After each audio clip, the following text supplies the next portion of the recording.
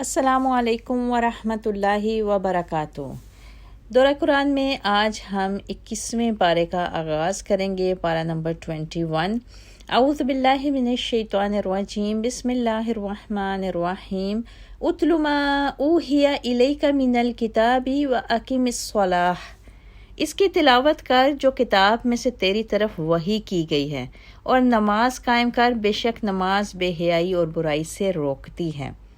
21ویں پارے کے آغاز میں سورہ عنکبوت ہی ہے، اور اس پارے کے آغاز میں اللہ تعالیٰ نے اپنے پیارے حبیب صلی اللہ علیہ وسلم کو فرمایا کہ جو کتاب آپ پر نازل کی گئی ہے اس کی تلاوت کریں اور نماز قائم کریں، اور ساتھ ہی ارشاد فرمایا کہ بے شک نماز فحاشی اور برے کاموں سے روکتی ہے۔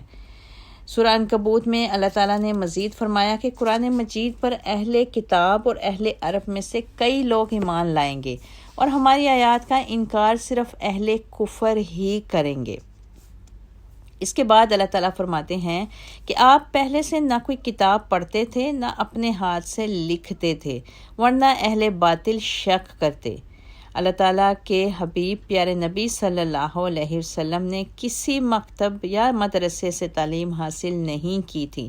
اگر آپ صلی اللہ علیہ وسلم پڑھنا لکھنا جانتے ہوتے تو اہل باطل کے شک میں کوئی وزن بھی ہوتا، لیکن آپ صلی اللہ علیہ وسلم کا بغیر کسی سابقہ تعلیم کے قرآن مجید جیسی کتاب کو پیش کرنا اس بات کی واضح دلیل ہے کہ آپ اللہ کے نبی اور اس کے سچے رسول تھے۔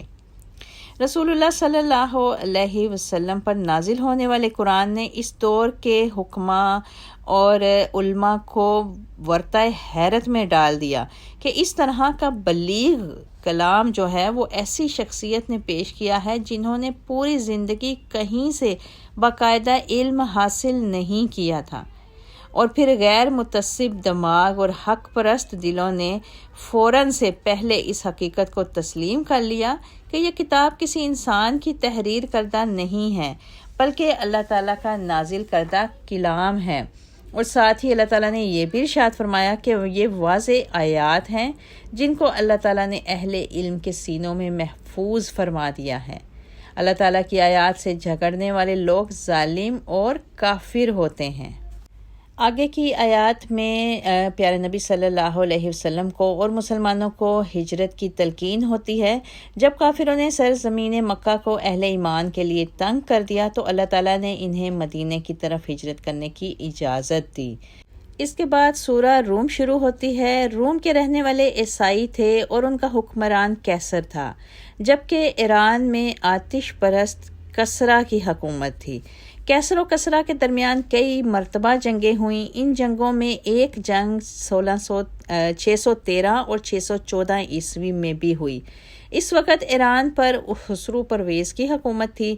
اس جنگ میں ایرانیوں نے ملک شام پر حملہ کر کے دمشق اور بیت المقدس پر قبضہ کر لیا، جو اس سے پہلے روم کی سلطنت میں شامل تھے۔ یہ واقعہ ہجرت سے تقریباً 7 برس قبل کا ہے، جبکہ مکہ کے کافر مسلمانوں پر ظلم و ستم کو انتہا پر پہنچ چکے تھے، اور انہوں نے مکہ کی سرزمین کو مسلمانوں کے لیے تنگ کر دیا تھا۔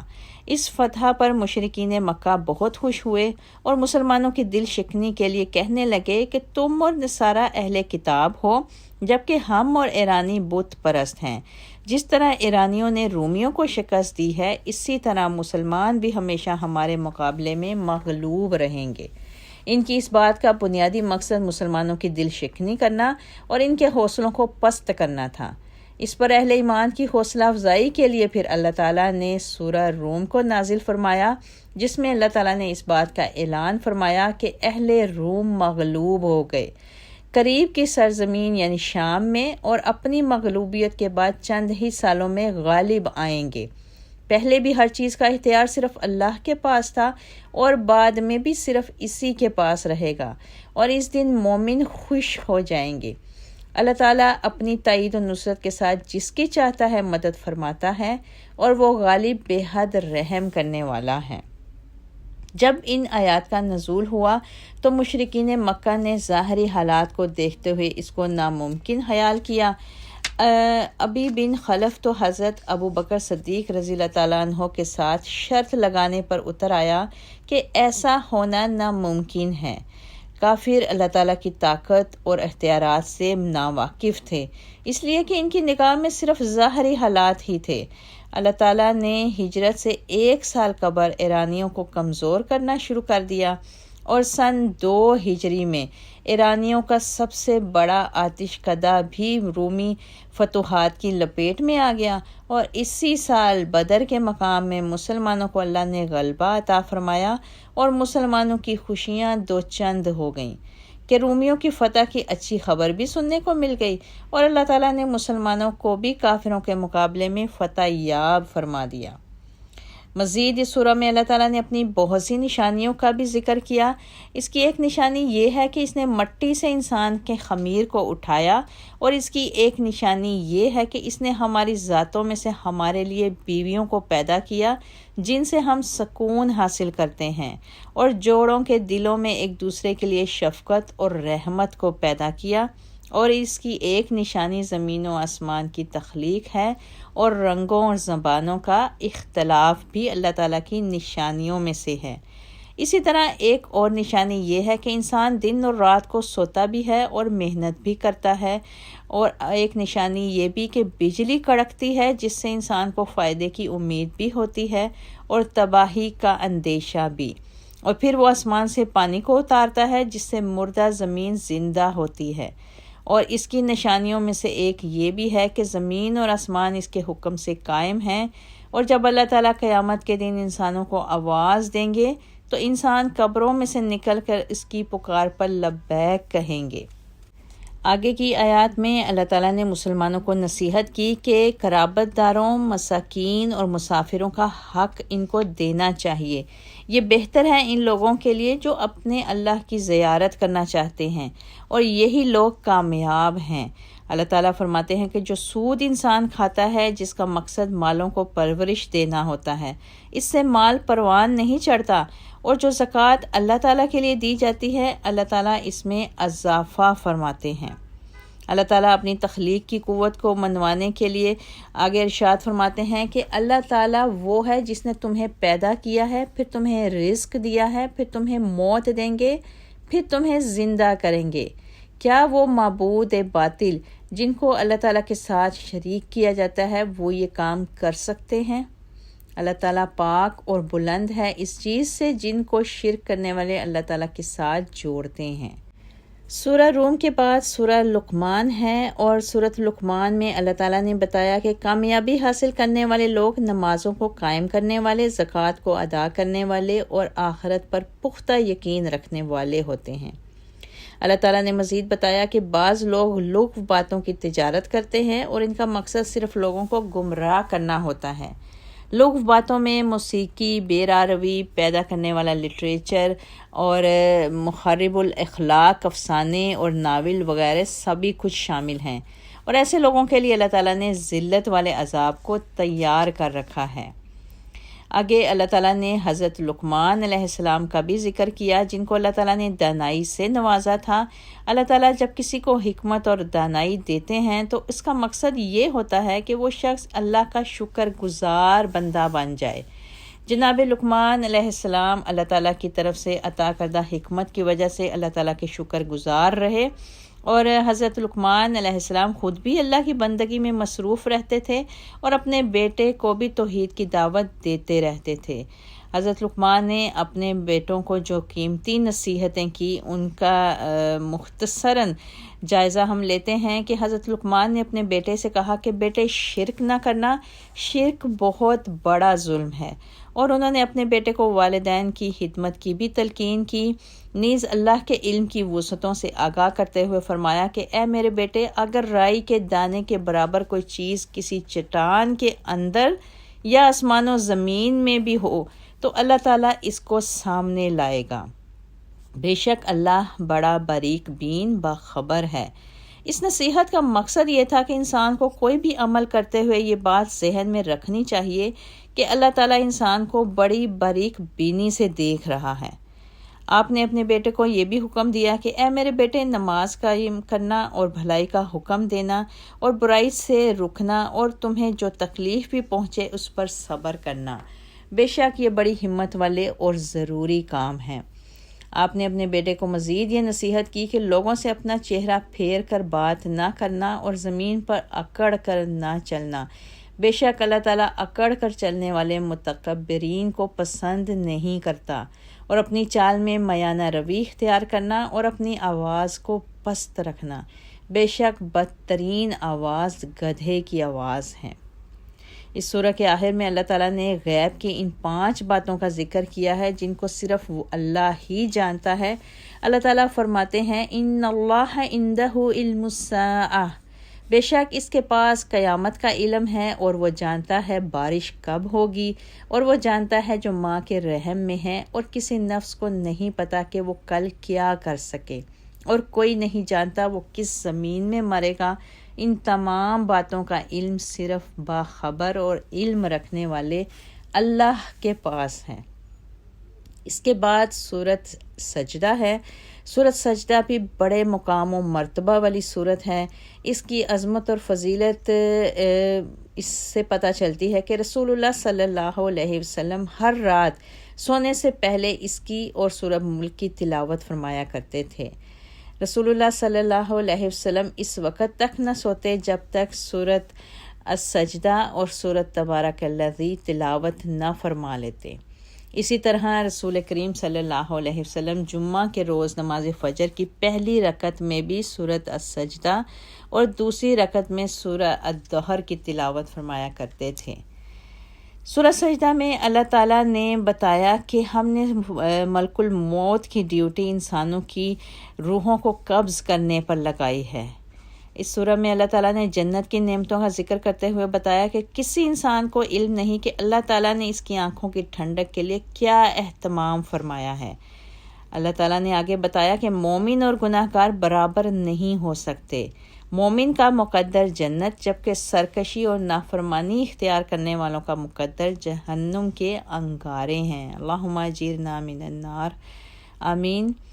سورہ سجدہ کے بعد سورہ احزاب ہے، بہت ہی امپورٹنٹ سورہ ہے۔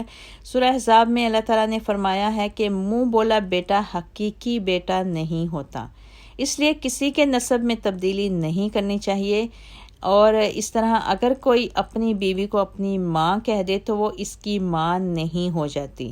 کفارے کو ادا کر کے سابقہ تعلقات معمول پر آ سکتے ہیں۔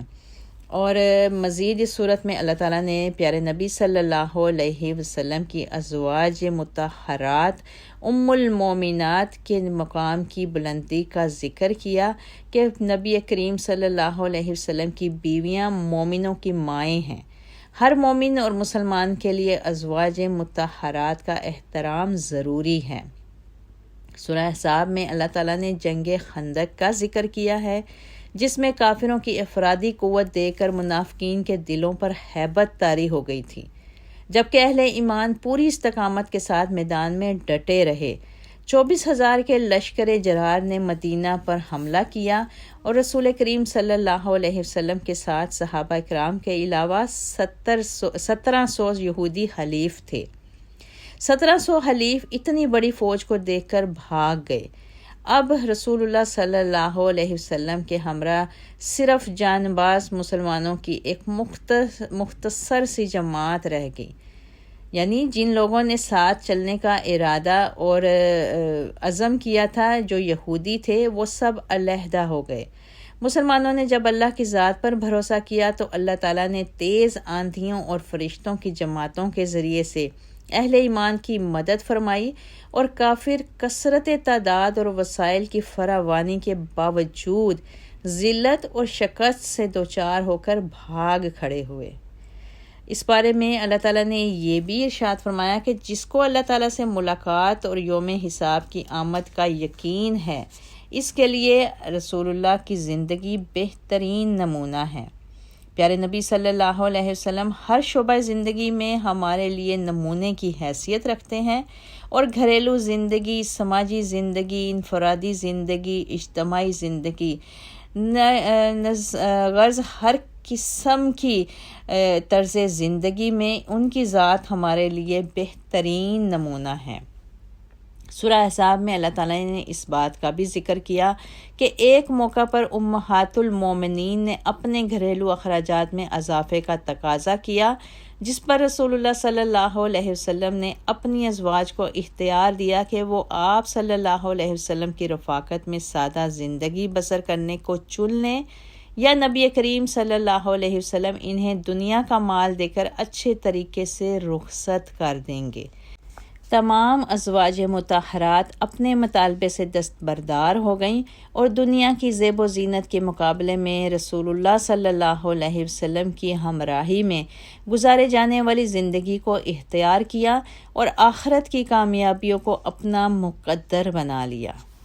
اس کے بعد اللہ تعالیٰ نے امہات المومنین کو مخاطب ہو کر فرمایا کہ جو کوئی بھی امہات المومنین میں سے اللہ اور اس کے رسول کے لیے اپنے آپ کو وقف کرے گی اور نیک اعمال کرے گی، اللہ تعالیٰ اس کو دگنا اجر عطا فرمائے گا اور اس کے لیے پاک رزق کو تیار کر دیا گیا ہے۔ اس کے ساتھ ساتھ ہی اللہ تعالیٰ نے امہات المومنین کو اس بات کی بھی تلقین کی کہ جب وہ کسی سے بات کریں تو نرم آواز سے بات نہ کیا کریں، تاکہ جس کے دل میں مرض ہے وہ ان کی آوازوں کو سن کر طمع نہ رکھے اور معروف طریقے سے بات کریں۔ اللہ تعالیٰ نے امہات المومنین کو اور بھی تلقین کی کہ وہ اپنے گھروں میں مقیم رہیں اور دور جاہلیت کی بے پردگی اور بناؤ سنگھار کا اظہار نہ کریں، اور نماز کو قائم کریں، زکوٰۃ ادا کریں اور اللہ اور اس کے رسول کی اطاعت کریں۔ بے شک اللہ تعالیٰ چاہتا ہے کہ نبی کے گھر والوں سے ناپاکی کو دور کر دیا جائے اور ان کو پاک صاف کر دیا جائے۔ اس سورہ میں اللہ تعالیٰ نے اس واقعے کا بھی ذکر کیا کہ حضرت زید رضی اللہ تعالیٰ عنہ کی اپنی اہلیہ کے ساتھ ناچاکی ہو گئی تو اللہ تعالیٰ نے پیارے نبی صلی اللہ علیہ وسلم کو حکم دیا کہ وہ زید کی مطلقہ کے ساتھ شادی کر لیں۔ نبی کریم صلی اللہ علیہ وسلم کے دل میں یہ خیال تھا کہ لوگ باتیں بنائیں گے، لیکن اللہ تعالیٰ نے آپ کو حکم دیا کہ آپ اس مسئلے میں لوگوں کی رائے کی پرواہ نہ کریں، اور زید جو آپ صلی اللہ علیہ وسلم کے منہ بولے بیٹے تھے، ان کی اہلیہ کے ساتھ نکاح کر لیں تاکہ مستقبل میں امت کے لیے اس معاملے میں کوئی دشواری نہ رہے۔ ساتھ ہی اللہ تعالیٰ نے اس بات کو بھی واضح فرما دیا کہ رسول اللہ صلی اللہ علیہ وسلم کسی مرد کے باپ نہیں ہیں، بلکہ اللہ کے رسول اور اس کے آخری نبی ہیں۔ رسول اللہ صلی اللہ علیہ وسلم نے اپنی حیات مبارکہ ہی میں اس بات کا اعلان فرما دیا تھا کہ آپ صلی اللہ علیہ وسلم اللہ کے آخری نبی ہیں، اور آپ کے بعد 30 جھوٹے آئیں گے جن میں سے ہر ایک نبوت کا دعویٰ کرے گا، اور آخر میں دجال آئے گا۔ رسول اللہ صلی اللہ علیہ وسلم کی زندگی ہی میں مسلمہ کذاب اور اسود انسی نے نبوت کا دعویٰ کیا، لیکن اللہ نے ان دونوں کو ذلت آمیز موت سے دوچار کر دیا۔ اس کے بعد بھی ہر دور میں جھوٹے مدعیان نبوت پیدا ہوئے اور ہر ایک نے اپنے آپ کو نبی قرار دیا، لیکن اللہ نے ہر ایک کو ناکام اور نامراد کر دیا۔ آگے اس صورت میں اللہ تعالیٰ نے پیارے نبی صلی اللہ علیہ وسلم کو حکم دیا کہ وہ اپنی بیویوں، بیٹیوں اور مومن عورتوں کو کہہ دیں کہ وہ جلباب کو اوڑھا کریں۔ جلباب سے مراد ایک ایسا لباس ہے جس نے عورت کو سر کے بالوں سے لے کر پاؤں کے ناخن تک ڈھانکا ہو اور صرف ایک آنکھ نظر آ رہی ہو۔ اس لباس کا مقصد یہ تھا کہ وہ پہچان لی جائیں اور کوئی ان کو تنگ نہ کرے۔ آگے اس صورت میں اللہ تعالیٰ نے قیامت کے دن کے حوالے سے بتایا کہ جب قیامت کا دن آئے گا تو جہنمیوں کو اوندھے منہ جہنم کی آگ میں ڈال دیا جائے گا۔ سورہ کے آخر میں اللہ تعالیٰ نے سچی بات کہنے کے فوائد بھی بتائے ہیں کہ اگر سیدھی اور سچی بات کی جائے تو معاملات سنور جاتے ہیں اور اللہ حق گو شخص کے گناہوں کو معاف فرما دیتے ہیں۔ بے شک اللہ تعالیٰ سے دعا ہے کہ اللہ تعالیٰ ہمیں ہمیشہ حق اور سچ بات کہنے کی توفیق عطا فرمائے۔ وآخر دعوانا ان الحمد للہ رب العالمین۔ سبحان ربک رب العزۃ عما یصفون وسلام علی المرسلین والحمد للہ رب العالمین وما علینا الا البلاغ۔ اللہم بلغنا رمضان، آمین۔